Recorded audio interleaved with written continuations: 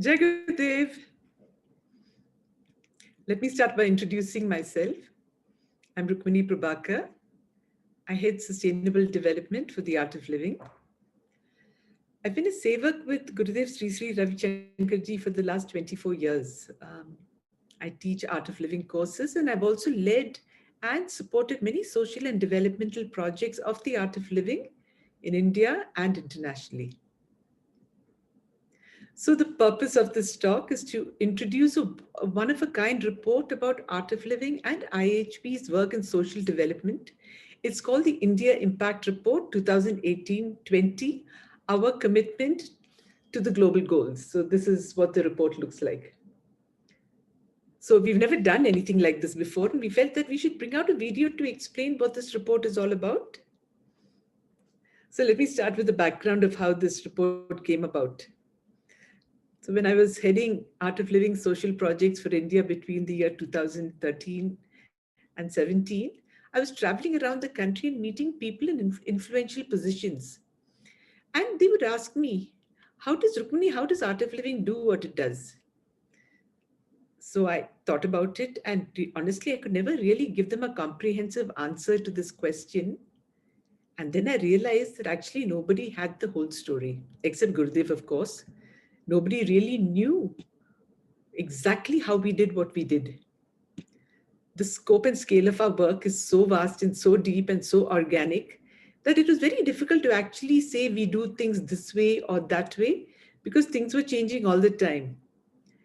Now, I obviously couldn't say that to the people who were funding us, so I thought it was time to begin working on a story so that it's relevant not only to our Art of Living volunteer networks and our national partners and donors, but to a global audience and through a framework that is globally recognized by all major institutions and governments around the world. So with this in mind, I went to Gurudev and he said, yeah, yes, go ahead. And then we began working on this report. Our next step was to find a third-party agency who would actually validate the data that we had collected against our various projects. You see, while all our numbers and achievements are good for our internal reports like Rishimukh Magazine, Seva Times, etc., if we are to be taken seriously by big institutional donors, we needed to have the data assured by an external agency. So that's when we approached KPMG, a global consulting house, and engaged them to be our assurance partner for the report. So in 2018, when we finally sat down to begin working on this report, we realized that we had a complete blank slate in front of us. A report like this had never been attempted. How do we even begin to put our heads around an organization as vast and deep as the Art of Living? So many people doing such incredible work at so many levels from all different such stratas of society. How does one even begin to tell the story? It was a humongous task ahead of us. But then, as always, grace works and amazing people came in at the right time to help us.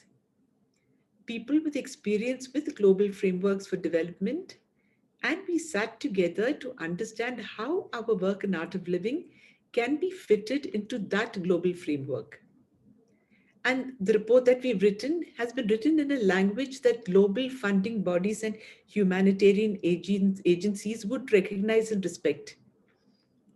We took each of our project verticals and presented it with a structure that was consistent across all the verticals. We told our story with strong narratives. We had case studies to substantiate our work, and we had fantastic impact data in verifiable numbers. That means KPMG actually checked all the numbers that we said we had that presented our work, and they assured that these numbers were correct. And then finally, again, we finally had this beautifully designed 200-page report. Let me see if I can show it to you. This is what it looks like. The design is absolutely beautiful, very, very attractive to look at, very, very high level, and the kind that somebody with a corporate mind would instantly feel aligned with, resonate with. So this report has been acknowledged as a top of the range document reporting the work of an NGO with its heart in so many different buckets of development. And the feedback we received is that it's probably one of the best reports of its kind that they have seen. I mean, at one level, it is the scope and scale of the work that we do. And the second level is the way we presented it was very, very unique. So here we are presenting this report to you with this easy step-by-step explanation in this video. The video has been divided into two parts. In the first part, I will give you an overview of what's happening in the world in development and how our entire work has been reported against the framework of the UN Sustainable Development Goals, which is a broad framework that covers countries across the world and which governments, including India, has been reporting into. So this is very important for us to know because we tend to see ourselves as volunteers working on a Seva project, which is absolutely correct. But we also need to see how our work fits into a national and global vision, and that we have a very unique approach that makes our impact on the ground sustainable over a long period. So we will be learning to look at the work we are doing as a part of a huge global movement to create a new world, a better planet, a one world family, a Vasudeva Kudumbakam. Then in the second part of this video, we will actually go through the report section by section and understand how and why each section on our social projects has been developed and what we need to know if we had to meet potential partners and funders. So now, let's begin. Since our entire impact report has been created against the UN Sustainable Development Goals, so the first question obviously is, what are the UN Sustainable Development Goals? And why is it so important that a big global NGO like us should use this framework to report our own work in development? So for this, we really need to look at the genesis, the beginning of the SDGs. So let's look at the political map of the world before the year 2000.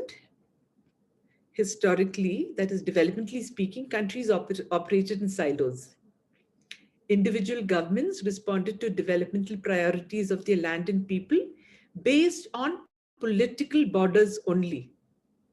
So countries that had a strategic advantage for whatever reason became the rich countries, and the countries that had suffered historical challenges and did not have the strategic advantage to overcome them became the poorer countries, and the world became divided. Rich on one side, poor on the other side, and all global policy decisions were based on these very, very two gross buckets. Then some leaders in the United Nations came together and said, "Arey, this isn't fair." They said global issues can't be addressed in these little buckets, because as we all know, every action and non-action affects everyone around us, whether they lived in West Bengal or Sydney or the Cameroons or Dar es Salaam. Yeah, and they had a strong case. So just to give you an example, global warming is probably one of the biggest environmental disasters we're facing today. So what uses it to the planet if Bhutan is planting trees, increasing its green cover and contributing to a negative carbon footprint, if just across the border, India is spewing carbon dioxide into the same atmosphere? No? And mind you, this is just one of thousands of examples I could quote. So the UN teams figured that if people and planet are to progress holistically and together, they would need to put political boundaries in the background and redesign the map of the world through a value-based framework that put people and planet on the fore of the framework. So in the year 2000, the Millennium Development Goals were framed that for the first time created a framework that encompassed the whole world. It had 8 goals with a vision that by 2015, the world would work together to eradicate poverty, achieve universal primary education, improve health, ensure environmental sustainability, and most of all, that countries would work together and in partnership to achieve these goals. So if you remember, at the time, Art of Living also led major global campaigns in support of the Millennium Development Goals. We did Stand Up and Take Action, Stand Up and Speak Out, Mission Green Earth, I mean, all around the world. And we achieved really huge numbers in terms of sheer impact. But then what happened? Countries were progressing at whatever pace they could muster. And mind you, that this was the first time they were doing this when poof, in 2008, the global financial crisis happened. And when a crisis like this happens, the first bucket that gets kicked out of global budgets is the charity bucket. After that, for all practical purposes, the Millennium Development Goals were written off as a brave but weak experiment. But conceptually, it was an idea that countries had bought into. So in 2015, the UN people went back to the drawing board and came up with the Sustainable Development Goals. So what are the Sustainable Development Goals? In its simplest definition, the Sustainable Development Goals are a holistic framework applicable to all countries with the vision of eradicating poverty, growing economies, protecting the environment, and advancing peace. So what are the difference between the Millennium Development Goals and the Sustainable Development Goals? Let me just share a visual with you.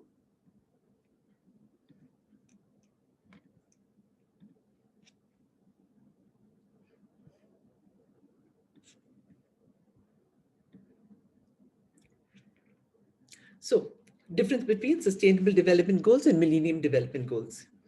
The Sustainable Development Goals were a major reboot. It had a much bigger vision and set of goals than the Millennium Development Goals. It had 17 carefully crafted, holistically crafted goals, while the MDGs, Millennium Development Goals, had 8 goals. Now, this also had a complex but brilliant set of 169 indicators with interdependencies between the various goals factored into the matrix which governments were to report into. So this was probably the most comprehensive set of global goals that the country had ever committed to. Secondly, the Sustainable Development Goals applied to all countries. Unlike the Millennium Development Goals, which targeted only the developing countries, the Sustainable Development Goals apply to all countries, whether rich, middle, or poor countries, though today we don't call it rich and poor, we call it developing and developed countries. And finally, the Sustainable Development Goals were nationally owned and country-led, which means that each country was given the freedom to establish a national framework within the main framework in achieving the Sustainable Development Goals. For example, India may prioritize 7 or 8 goals based on local conditions, while South Africa may prioritize 5 or 6 goals based on their own national planning priorities. However, all countries reported on all the 17 goals. So you must be thinking that 17 goals sound like a mouthful, right? Yeah, how do you even remember 17 goals? How do you put your head around 17 goals? Exactly. So Ban Ki-moon, who was the Secretary General of the United Nations, realized that 17 goals was a bit of a mouthful. He figured that if people had to understand and adopt it, they needed to unentangle it so that people could understand it in a really, really simple way. So he came up with the 5 P's of sustainable development, which were peace, people, prosperity, planet, and partnership.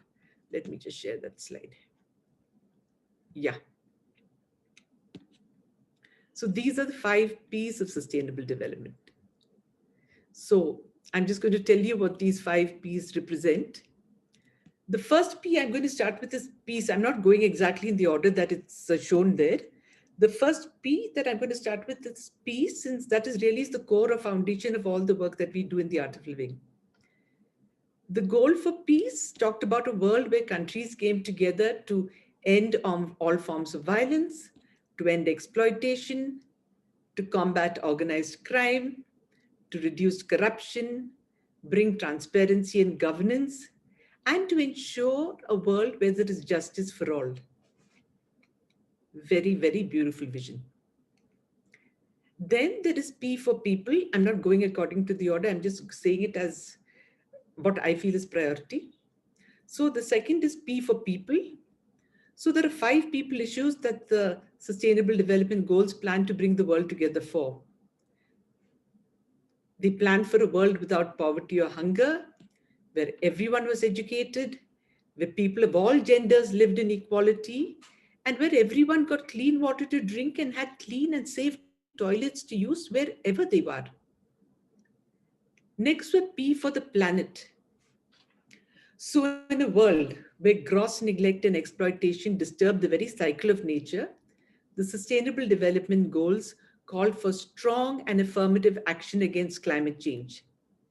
They asked to protect our oceans and all life underwater. They asked to protect our biodiversity and our forests and all life on land.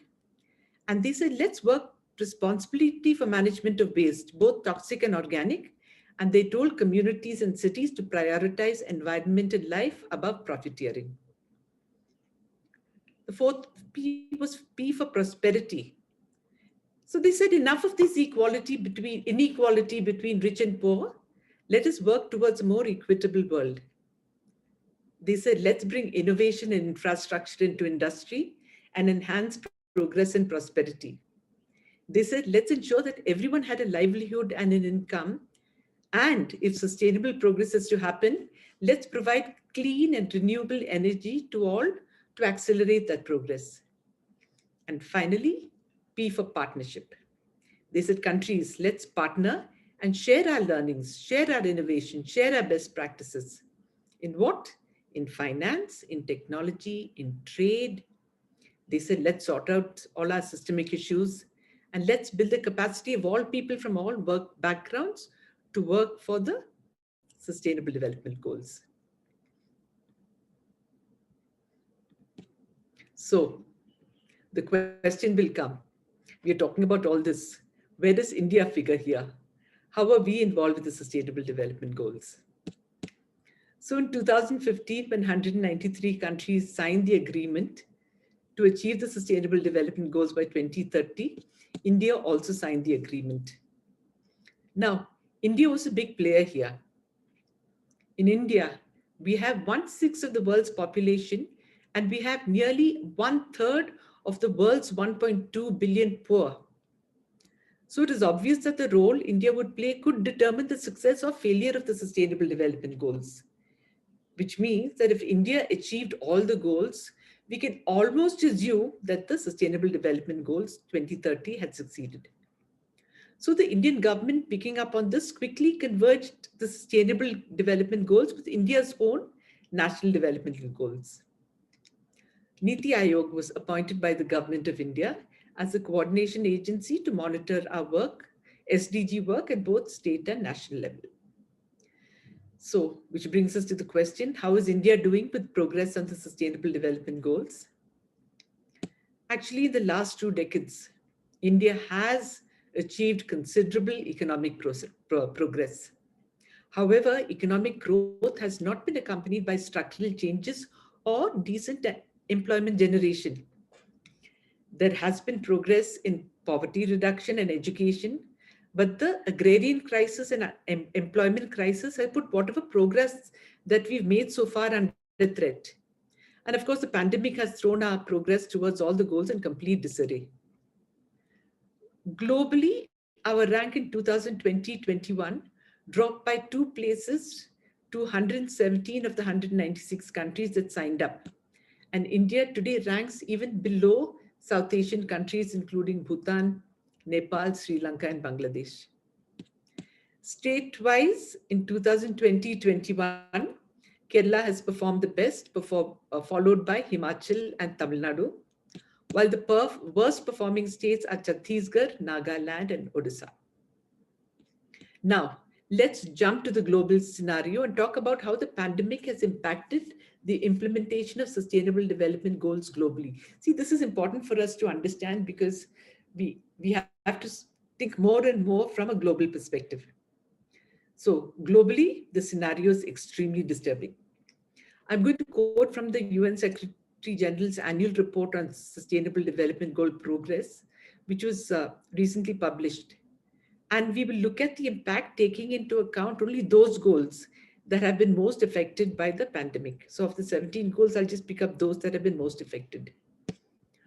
On goal number 2, which is zero hunger, the pandemic may have pushed back an additional 83 to 132 million people into chronic hunger. On goal number 3, good health and well-being, Essential health services are disrupted in 90% of countries. The most affected include services for mental and neurological disorders, substance abuse disorders, neglected tropical diseases, tuberculosis, HIV, hepatitis B and C, cancer, and other non-communicable diseases. On goal number 4, which is quality education, the pandemic has been a generational catastrophe for children's learning and well-being. The most vulnerable children and those unable to access remote learning are at increased risk of not only not returning to school, but even ending up in child marriage or child labor. On goal number 5, gender equality, the pandemic has led to intensified trends in violence against women and girls, increased child marriage, and has a disproportionate impact on women who now have more work to do because everyone is working at home. On goal number 10, reduced inequalities, for the poorest countries, sustainable development progress has been pushed back a full 10 years because of the pandemic. In 2020, refugees were at the highest number on record. On goal number 12, responsible consumption and production, unsustainable production and consumption is continuing to drive the 3 planetary crises: the climate crisis, the biodiversity crisis, and the pollution crisis. On goal number 13, climate action, greenhouse gases continue to increase around the world despite changes to typical patterns during lockdown. During the pandemic, we thought just because everyone was sitting in their house and factories were not working, greenhouse gases will reduce. Records show that it has not. It has increased. On goal number 16, which is peace, justice, and strong institutions, the rights and protection systems have been shattered in some countries and weakened in many others. On goal number 17, which is partnership for the goals, the report finds that foreign direct investment is expected to drop by 40%, which along with other factors will shrink countries' abilities to make critical investment in recovery from the pandemic, climate change, and the sustainable development goals. Like I mentioned even earlier, whenever there's a global crisis, the first bucket that gets kicked out of global budgets is the charity bucket, and the world is experiencing this once again. So I'm going to pause here. We've covered a lot of ground. We've covered how the history of development has evolved in the last 20 years or so. We've talked about the Global Sustainable Development Goals. We've discussed how India has signed up with 196 countries to achieve the Sustainable Development Goals. We've talked about how India is performing against the Sustainable Development Goals. And finally, we've looked at how the global goals have been hugely impacted by the COVID pandemic. Now, let's go back to the reason that we're really here. We're here to begin to unravel this 200-page report and figure out how to make this report work for us. So now we've got all the background. So this is the time to take a break. You might want to think about everything that I've said so far. And once you're back, we can jump on to the second part of this video on unraveling the Art of Living's first ever India Impact Report. Jai Gurudev.